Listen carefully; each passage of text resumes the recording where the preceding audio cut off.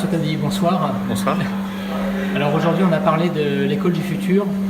Comment on fait aujourd'hui pour réfléchir à quelque chose qui n'existe pas encore?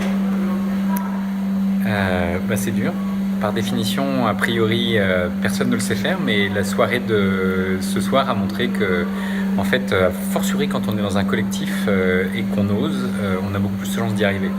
Donc je pense que le premier défi, c'est d'oser. C'est d'oser se projeter, oser imaginer, oser sortir des chemins battus dans lesquels des sentiers battus dans lesquels on a erré et exploré et exploité encore et encore, et oser aller se projeter ailleurs.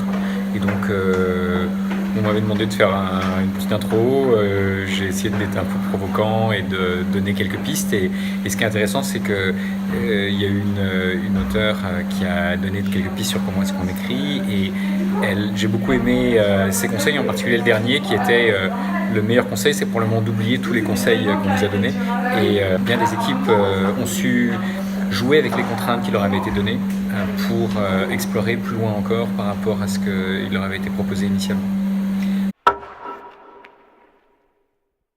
Alors, on parle beaucoup de collaboration aujourd'hui, c'est un sujet qui vous intéresse beaucoup. Est-ce que vous pensez que l'entreprise ou même les organisations sont aujourd'hui ouvertes à la collaboration, et qu'est-ce qu'il faudrait faire pour qu'on passe peut-être à un stade supérieur sur cette dynamique collaborative dans le travail, dans la recherche, dans la manière de faire ensemble? C'est compliqué, en particulier en France, de coopérer. En tout cas, c'est ce que nous montre un certain nombre de comparaisons internationales.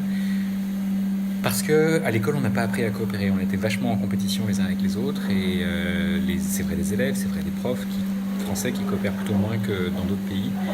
Et c'est vrai qu'on a des managers qui n'incitent pas nécessairement à la coopération. Et donc, il faut repenser l'organisation. Il faut se demander comment est-ce qu'on peut organiser les choses pour que l'intelligence collective fasse émerger de l'inattendu. Parce que si on sait mutualiser nos intelligences, alors chacun peut apporter un élément de la réponse, et tous ensemble on peut faire quelque chose qu'aucun d'entre nous ne saurait faire seul.